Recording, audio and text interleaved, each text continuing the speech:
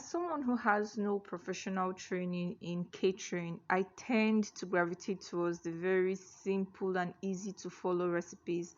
That is why when I find one and I crack it, I try to share it on my channel for someone who is just like me. Other than my pancake recipe, I think this is the easiest recipe that I've tried. All I did was sift 3 cups of flour in a bowl, then I added 1 teaspoon of baking powder, 1 teaspoon of baking soda, 1 teaspoon of salt. Don't worry about these bigger granules of salt, just throw them away.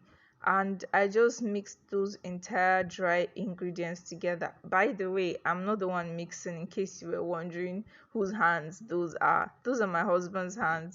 He likes to eat bread, so we're making a habit of baking together on Sundays. So I've set my dry ingredients aside, and in the bowl where I'm going to be mixing my wet ingredients, we're just mashing some 3 bananas using a fork. And while that is still going on, I'm going to prepare the 2 loaf pans we're going to be using by applying some butter all over it, in every corner inside, and then dusting some flour all over, just the way you're seeing me do. This way the cake doesn't stick in the pan. Don't mash in the bananas, and you can choose to make yours more texture than this. This is quite smooth. So we're adding 1¼ cups of brown sugar. You can also use white sugar.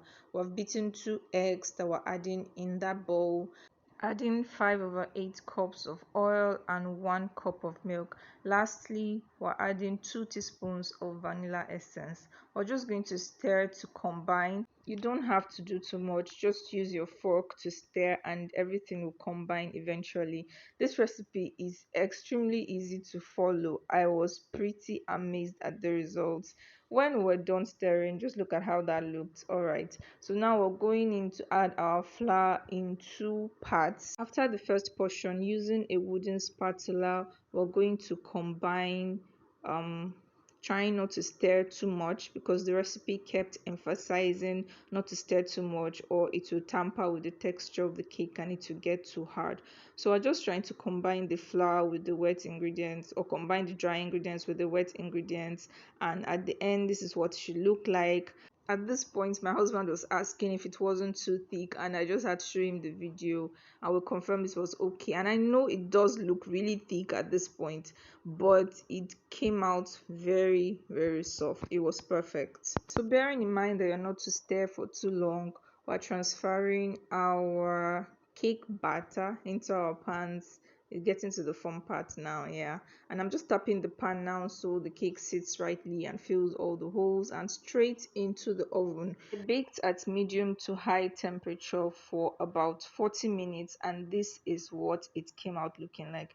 It was more perfect than I expected it to be honest, and it slid right out of the pan like I thought it would. The white stuff you're seeing at the corners is just the flour that I used to dust off, so you can just clean that off with your hands, and that is pretty much it. I'm not sure why this is called banana bread. I know it doesn't use yeast. My husband was saying we should experiment with that. Yeah, I'm not sure about that. It doesn't use yeast, so I'm not sure why it's called bread. At the same time, it's not baked in a regular cake pan, it's baked in a loaf pan. Is that why it is called banana bread? Or maybe we should just call it banana loaf.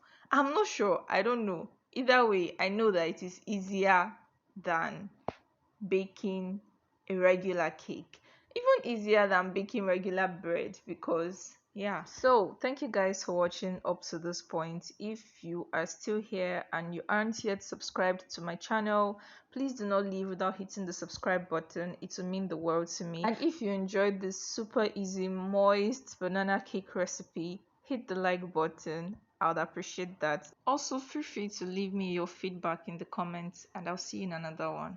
Bye.